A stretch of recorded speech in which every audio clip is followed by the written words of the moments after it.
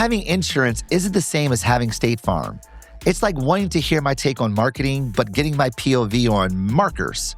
Which, by the way, I favor chisel-tipped low-odor markers because 1, they glide with a velvety resistance, and 2, they deliver impeccably saturated lines. Of course, it all depends on what kind of whiteboard I'm writing on and if the glossiness is at a 60%. Okay, Marcus, I think that's enough. You wouldn't settle for just any marketing podcast, so don't settle for any insurance. Get the real deal. Like a good neighbor, State Farm is there.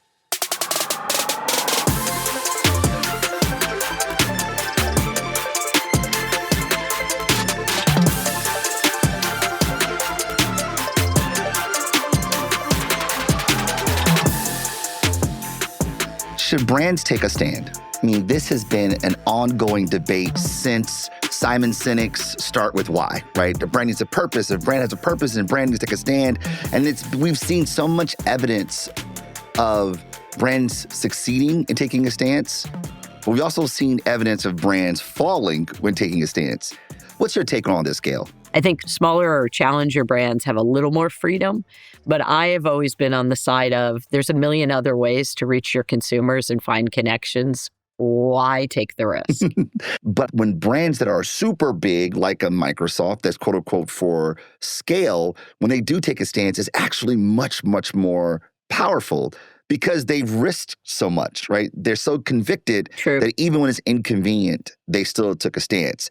But I think your point is that there are other ways to stand relative to how we typically think about brand standing for something. So I would like to, if you're not opposed, Gayle, to bring in a panel, brilliant minds who just so happen to be students at the University of Michigan. Look, I'm biased, but they just so happen to be brilliant. And at Michigan, we tend to do it that way. I would love to introduce to the conversation my students, Cyrus, Zach, and Alana, who happen to be marketing students at the University of Michigan. But I think they'll have a really powerful point of view that we can really dig into this idea of brands taking a stand.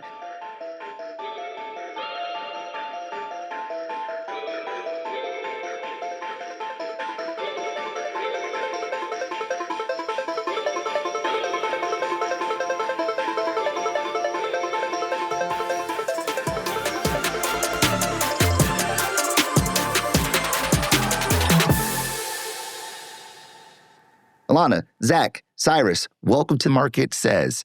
Thank you, Marcus. Happy to be here. Yeah, I'm very excited to be here and share our perspectives. Absolutely. Can't wait to dive into it. Okay.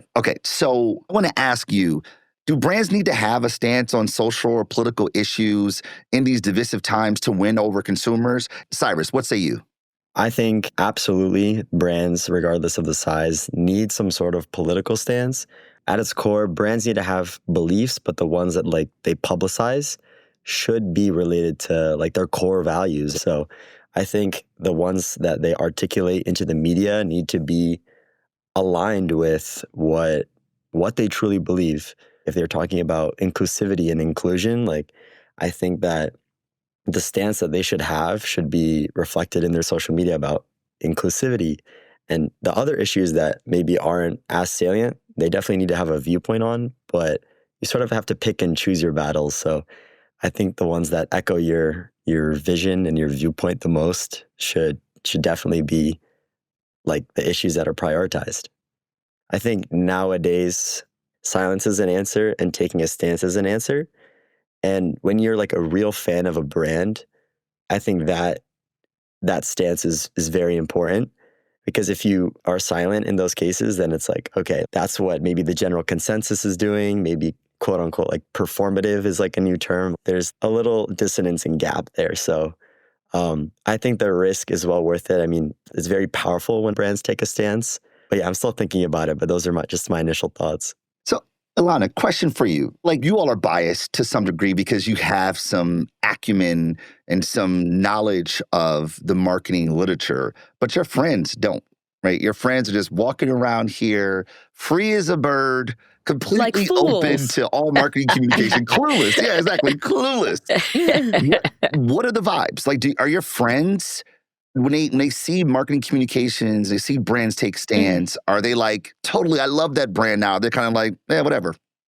I think me and my friends actually have somewhat of a rare take for our age. In fact, I'm going to have to disagree with Cyrus on behalf of me and my friends. To me, in my eyes, a brand is not a person. A brand is not a human with lived experience. A brand is made up of hundreds of thousands of employees. So can there ever be one stance or one correct answer? Definitely not. But looking back at the most famous brands you can think of, Apple, Coke, Amazon, I could sit here and ask each and every one of you, is this brand a Democrat or a Republican? If a brand does a good enough job connecting with the people and having a product that speaks for them, then people will find a way to make it their identity. So it's not so much that a brand can influence and say, we're a Democrat, we're a Republican, we believe this. I don't think that's a risk worth taking. And if the brand is strong enough, then people will find a way to morph it into their identity, not the other way around. I could not agree more. You know, I think, Alana, you hit on something so super important. And I think it's a mistake we make as marketers all the time. We just did this research at iHeart on human intelligence and kind of reaching people as humans in the era of AI. And what the most interesting slide by far in like the 50 slide deck was almost any issue that you give to consumers, there's a 55-45 split today. And the most interesting thing and terrifying thing that we found in that research was the biggest determinant of what side of the 55-45 you were going to be on any issue had to do with what showed up most in your feed. Right? There's going to be people on every side of every issue. So you have to find a way, I think, to be not vanilla, but take stands on things that are less politically motivated and more culturally motivated. So that's my take. I love this. I actually love the two sides here between Alana and Cyrus. Zach, do you find brands in your social feeds signaling to you that this is for you? Is it happening in the comments of the posts? Are they happening offline and then finding themselves reflected online? What's going on here? Yeah, I really think that my perspective is that with the For You page and specifically with social media, is that I don't think people truly know the reasons why they believe what they believe. And I've seen that firsthand in so many conversations with friends and families where it seems like they're portraying their own opinion that they've developed over time. But in reality, it's a 20-second short that someone said that they agreed with. But from the outside perspective, we don't know the difference between one or the other. So in reality, we think we know what we want and what we want to consume. But I think in reality, it's based off what we see everyone else doing around us is what defines how we want to consume. I think specifically for Gen Z, it's never been harder to truly identify who you are as an individual, because we really lived in a comparative culture where the average person my age is scrolling 5 hours a day on their phone. And from that, it seems that consumption has become a way to portray your identity physically and externally, so that from there, the most important thing is seeing, one, what everyone else is doing around you, and two, from an identity perspective, is that what brands do you think physically align with you? Because by living in a world of comparison and having an unclear perspective on who you are and what you care about, that consumption becomes, in my opinion, so much more important because, for example, with clothing, my first perception of someone is based off how they dress before their exact personality. And I think that is a great example of the significance of consumption today with people defining their identity. Yeah, I think fashion is a big part of identity. But, I don't know, do you talk to your friends about which mobile cell phone provider you use and think of that as part of your identity? Or are you just looking for the best deal or the most reliable? Like, how do you guys think about the brands that are a little more hidden? I came across a constant trend from talking to all my friends is in terms of understanding their consumption. And the reality is that we don't like making decisions. So from a consumption perspective, I'll ask my friend, why do you get this type of soap? at the grocery store or during Read every time. And they say, honestly, I bought it 6 years ago and I have no idea if it's the best, but I know it works. So that's personally good enough for me. Yeah. Well, most people don't have a relationship probably with their body wash, right? But then you take a brand like Dove, who has very boldly, very publicly taken a stance with regards to real beauty and confidence. I would say Dove is the exception, not the rule.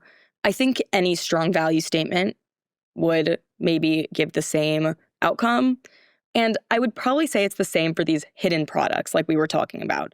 So with soap, if I went to the grocery store and every single product I had to look at and understand and make sure that this definitely represents me, I would be there from now until New Year's. And that's just not a feasible way to live. It seems like we are so quick to judge people from what they see, what they're, like Zach said, what they're wearing.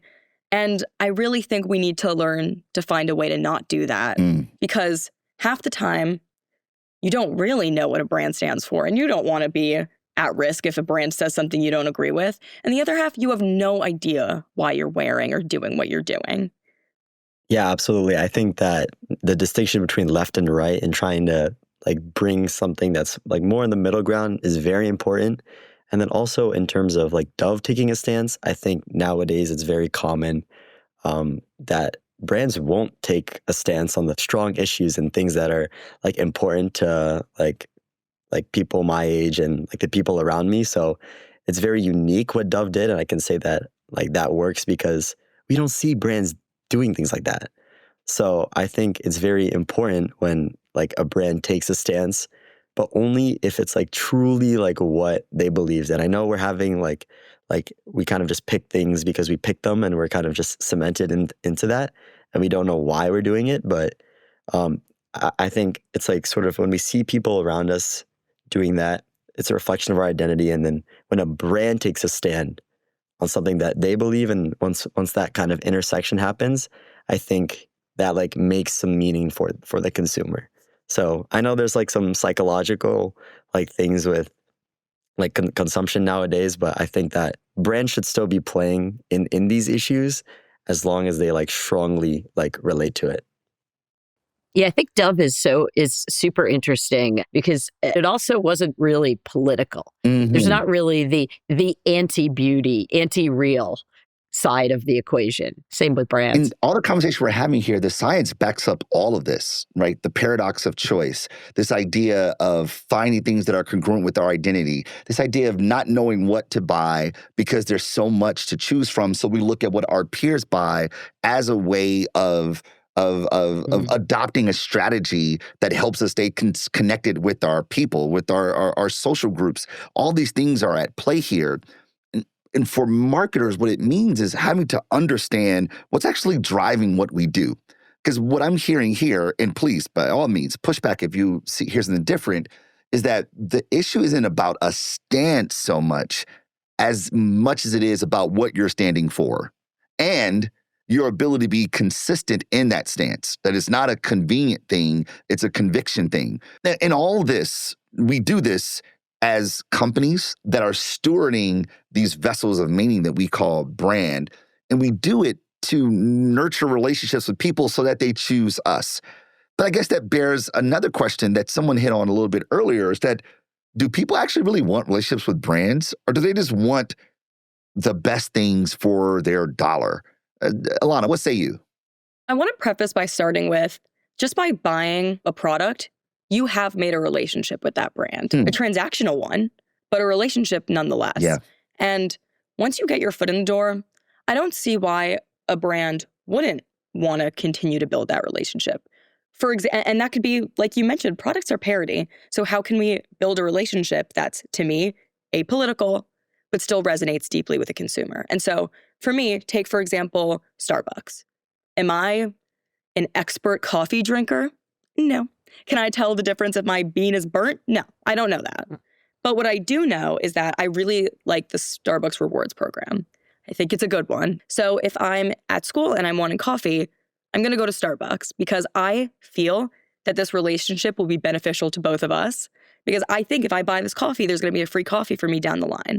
And so That's a relationship right there. Mhm. One that's going to keep me buying, even if I don't necessarily like the product or it's the best product. So in my eyes, yes, absolutely build a relationship. But going back to what we said earlier, I think I can actually find some common ground with Cyrus. I think we can do it. In that my take is, if a company wants to be political, great, go for it. I'm just never going to be in a position sitting here saying they absolutely have to or they should. And going back to what Zach said about the pervasiveness of social media and our algorithms, we're constantly being fed what we think we're going to interact with. And when we are seeing all of these political issues and we sit here and we're saying, I'm going to boycott this brand because they haven't commented about something, that is what I'm so against, because social media started out with such immense hope and opportunity that this is going to be such a great way to heal communication. Except it's done really nothing but hurt communication because we should be giving social media to the experts and giving them a platform to stand, not brands. I really don't need to hear a brand or an influencer speak about something political because I want to hear from the best. And when we force a brand or an influencer, you got one day to comment on this, or I'm going to boycott you, we're getting an incomplete and a flawed response. So I'm with you, Cyrus. If you wholeheartedly believe it and you're going to stay consistent, do it. But if you're not, don't do it. Yeah, I think it really honestly depends on the product category. But on the first part, in terms of brand relationships, I think it doesn't need to be thought of in terms of just like a loyalty program or supporting and believing everything the brand believes in. Like, for example, I have a loyal relationship to Old Spice. Every time I go to Duane Reade, I'm buying Old Spice. I cannot tell you for the love of me what Old Spice stands for or what it means. But I know that that's my brand and I will be buying Old Spice for the next decade. Do I know why? Honestly, not really. But I think the majority of people don't understand the relationships that they have and the meaning behind that. Back to what Alana was talking about with economic theory is that I don't want to have to take the time to think about the deodorant I'm using. I want to use that brain power to focus on the things that matter a lot more to me in terms of the way I consume, the way I think, the way I believe. And like studying for my class, right? Yeah. Yes, exactly. Exactly. I think you hit on something, right? I mean, probably 80% of the rationale is often about the transactional value, right? Did I get good value? Is it worth the price? Oh, I get some points. I get some loyalty. Like I'll get a free one. And I think sometimes when we sit and brainstorm, ideate, we probably spend too little time thinking about the functional stuff, and we're all about the emotional and the cultural part of brands. And sometimes just that functional stuff, right? If the product doesn't work, if you buy the thing and it doesn't meet your expectations, like you're dead in the water. Yeah, exactly.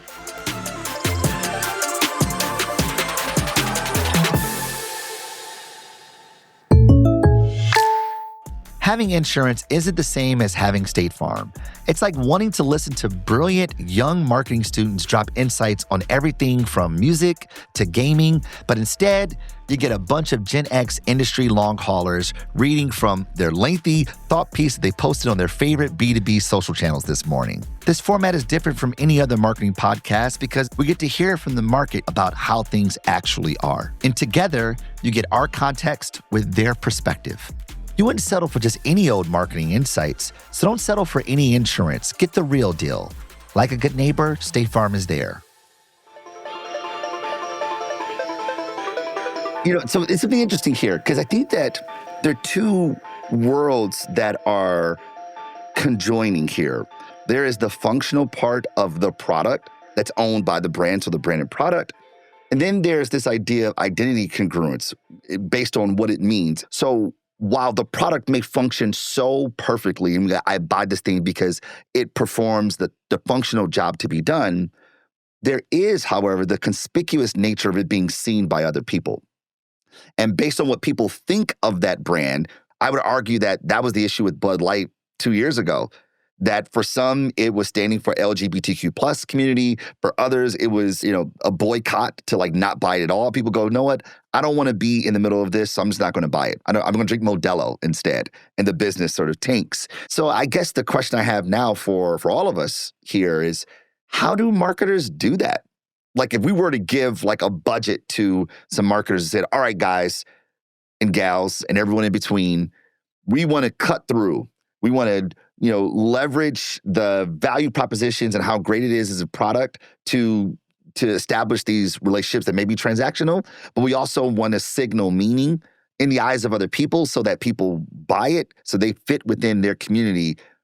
What would you tell them to do?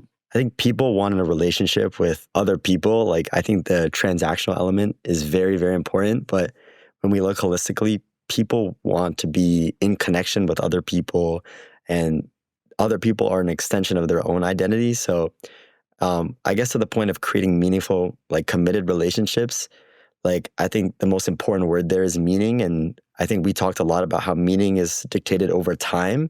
And so I think the budget and the investments today, you're not necessarily going to see the payoffs or the like exact effects immediately. So I feel like in my view and like the people around me is like authenticity is key. So like the true fans, they don't only track what's on social media, they track how the money is, how the hiring practices are. Like, I think that if you look at the brand as a whole, we like silo social media as the only like way that brands can like articulate their stance, but it's all like the other many things that they do like internally with like their money and like their culture. So I think I would standardize that to their values first and then work on like promoting things over a consistent amount of time so they can start making meaning.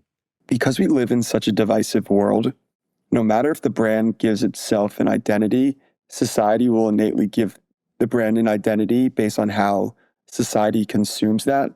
So my perspective is that as a brand leader, I'd want to get ahead of controlling the identity I want to portray in society rather than leading it to the hands of the consumer.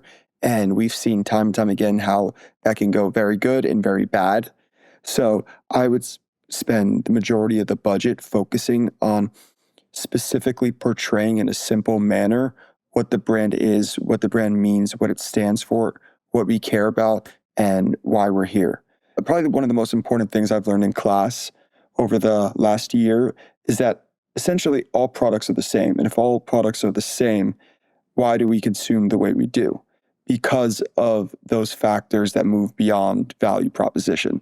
And I think due to that, that's what we need to prioritize most. Because in the majority of product categories, as long as the physical intrinsic value is comparable to the market, what matters beyond that is the meaning of the brand. Yeah, I really agree with Cyrus in that if done well, you'll probably not see the effects right away. Yeah, he's excited. Yes, Cyrus. To me, the best brand is one that can grow with a consumer. And so for that, let's go back to the relationship analogy. When I was younger, I had a relationship with Justice. I was in Bedazzled everything. Would you ever see me shopping at Justice now? No. I'm more of a Gap girl, I would say. But that doesn't mean that Justice is failing. It just means that I'm not the consumer anymore. But what would make them successful is that when I have kids, my first thought is I'm going to dress them in Justice. So one brand I think does this extraordinarily well is Lego.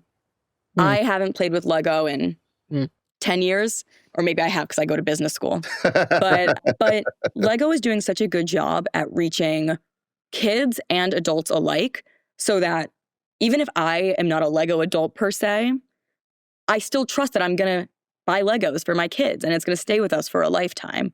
So if I had control over the budget, I would say my number one priority is how we can grow with the consumer and really understanding them and their needs. And like we mentioned, if I do something to mess up and lose their trust, I could lose that consumer forever. But that's not just one consumer. It's them and their friends and their kids. Yeah. If a brand does its job right, even if you age out of that company or that brand, you'll find a way to keep it in your life.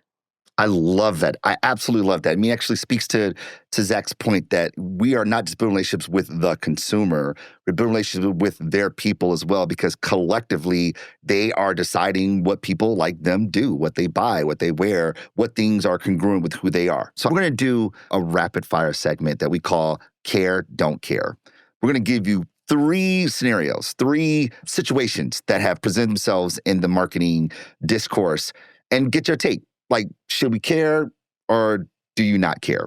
These are the three biggest stories, I would say, in advertising, at least the back half of the year, for sure. So let's start with Elf and Matt Rife, right? Brand, people in brand say that, the brand missed the mark, right? But did they? So for you all, do you care or do you not care, or did you even know about it? I would say that they did miss the mark, but I don't care that much because it seems like the Elf consumers were very forgiving. So we said, we're not mad, we're disappointed. Yeah. But I don't believe Elf shares or products really took a hit. Cyrus, what say you? Did you stop buying Elf because of Matt Rife? Yeah, I want to say, as a Elf consumer. very intense elf consumer myself, no. But I think I completely agree with Alana. I think they did miss the mark. Personally, I do like after researching the situation, I do care in the moment. Like, I'm not really the target consumer, I'd say, but after seeing it, I feel like I absolutely care because it's dealing with people. It's like a people sort of issue, and like I don't know. I felt like I cared about it. Zach, what say you? Do you care or don't you care? Honestly, I never saw it on my feed on social media anywhere. And as we've been talking about, our For You page defines who we are a lot more than we think we do. So I'll say, based off the algorithm, I don't think the algorithm thinks I care. Well said. What I love about there's always Elf, missteps. Yeah. what I love about Elf is that they decided to keep the ad up.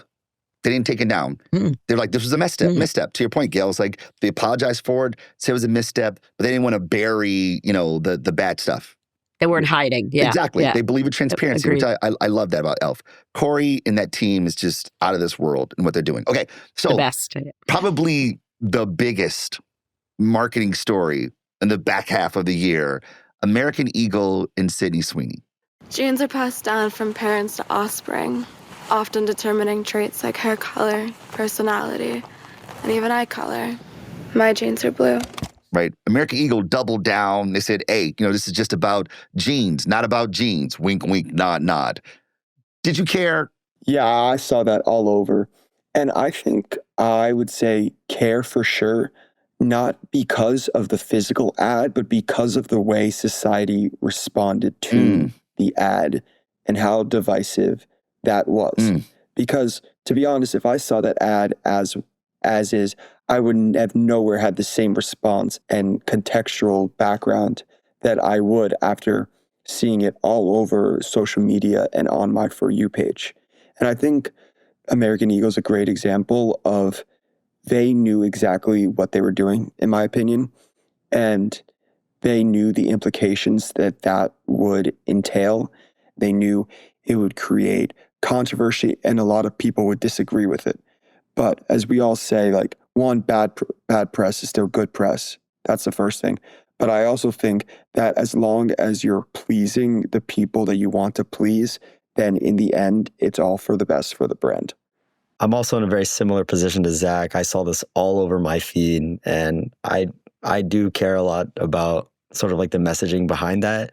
I don't know like what their target consumer is and what like exactly like their market is, but I think it was very intentional in what they're doing, the double meaning and things like that. And like, I mean, myself, I'm like not feeling so hot about it after, hearing sort of the double meaning. So I think I also care just because it created a lot of rifts in, like, just as Zach said, it was very divisive. And I think that when you kind of like tear people apart, it's like a little bit, I think it's a little bit like very impactful in the care, like the caring aspect. We care a lot about the things that divide us, I think, more than like the things that bring us together. I feel like we're like more scrutinous about those aspects. So that's why I say I care a lot, because like my networks around me, like very divided about this. So that's my take in 2 cents. All right, Alana, did you go buy some jeans now for American Eagle because you were just so enamored with their positioning and it felt so congruent with your identity? Well, what I would have done is immediately had a bunch of different body types and people types making the same ad, but that's just me. Yeah. But I think it's so important to recognize, like what Zach and Cyrus were saying, it was all over our feed. People were enraged, but then the line sold out and the company did extremely well after that.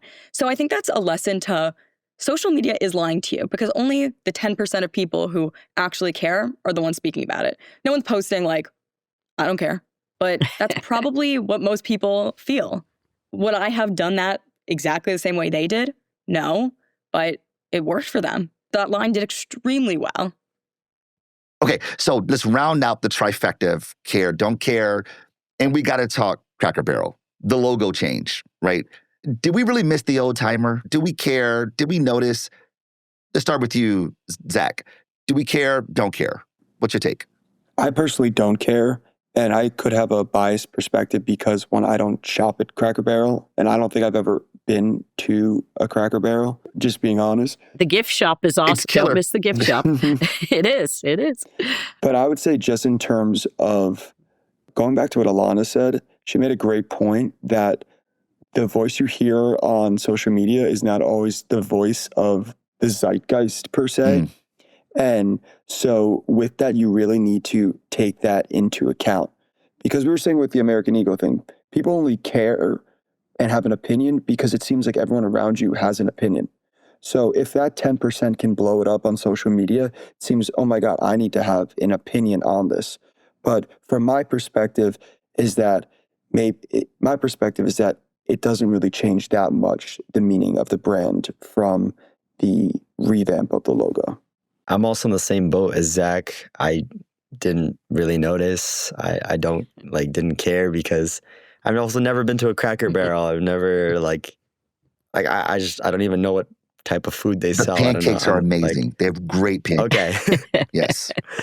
But I think in the grand scheme of things, I didn't even notice. Wow. Yeah, Tough crowd. Lana, care, don't care. Well, what I'm taking from this discussion is apparently I need to go get pancakes and gifts from Cracker Barrel. But I too have never been. I will say the only time I've been tempted to go was because of all the controversy in the news and on social media. So I was like, maybe I should give it a chance, but I didn't. There you go. Honestly, I also didn't care. But I will say, whenever there's this big logo change, I'm so fascinated by its choices. Like PepsiCo just changed theirs, for example. And I don't like it. Yeah. I think it's bad. But I also don't care that much. And most people don't really care about PepsiCo. They care about Pepsi. But yeah, don't care. Sorry. People don't like change either, right? When you're a customer of a thing, I think when brands make change, particularly well-established brands that have been around for decades, and any change comes with people going, why are you changing? I'm a fan, whether it's Cracker Barrel or Pepsi. So I think it gets to this idea of consistency, that relationships require consistency, meaning requires consistency. What is normal people like me, I'm going to consistently do to stay in community? I think consistency is a really good thing to pull out of this. We've been talking about brand stands. What's a brand that you love that took a stand, or a brand that you love a little less that took a stand? I can't say I've been particularly moved by a single company taking a political stance. However, I can appreciate Patagonia and their commitment to environmental issues. I can tell it's really core to their business model. And they're not faking it. So I would give them props. I love that. One of my favorite ads of all time was the Patagonia ad, "Don't buy this jacket." It's just a genius way when they kicked off kind of their positioning for that. It's if you don't need a new jacket, don't buy a new jacket. And you can find where every single product is made if you care. That's right. That's right. For me, it's definitely Nike. Awesome. I don't think there's a company who I love their ads more than Nike. And you'll never catch me running in On shoes. I don't care if they're better shoes. I just will not do it.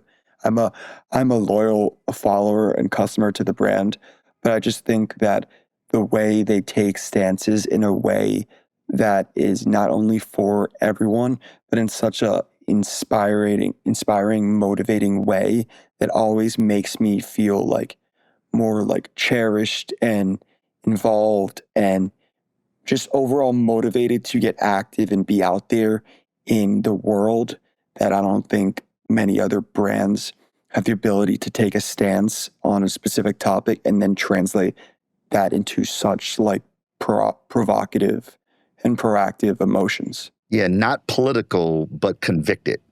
Yeah. And consistent. That's right. Yeah, it's a great example. How about you, Cyrus? Awesome. One that really resonates and stands out with me is Ben and Jerry's and their work with like social issues and human rights activism. I actually found out about Ben and Jerry's through all my friends, but then like I loved Ben and Jerry's so much that I was like, all right, like let's see what's going on. What are they all about? And I just think that they're bringing the world together and they're standing up for people, and like that's the really important part of that for me. Beyond like the utility of like the Tonight Dough and all the awesome flavors that they have. So I think that's super important to me, and it keeps a meaningful relationship with the people around me. So Friends, they strike again, right? It's all socially driven, right? What do people like me do? We're social animals, right? We want to belong. I don't know about you, Gayle, but hearing from Alana, Zach, and Cyrus, I feel like our future is in good hands when it comes to our industry as marketers, because we have some critical thinkers who are not only looking at this sensibly like a consumer would, but also kind of rigorously interrogating this to hopefully make better decisions for brands along the way. Gayle, what's your takeaway from all this? I could not agree more. I love flipping culture back to you guys. You give me confidence that you get it and you want to make smart and responsible decisions for the brands that I'm sure you guys will be shepherding forward someday. So I want to thank you guys for giving us a little dose of reality. I think we need more of this in our boardrooms and conference rooms. Alana Klein, Zach Post, Cyrus Patel, thank you so much for your brilliance and allowing us to see the world through your lenses. And for everyone listening, thank you for joining us for Market Says.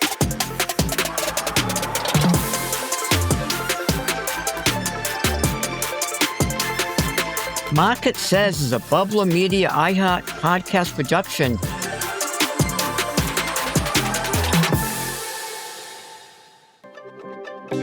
I'm Rishad Tabakuwala. And I'm Drew Ayani. We're from the Athena Project, and we want to talk about our new podcast. Called Unbossing.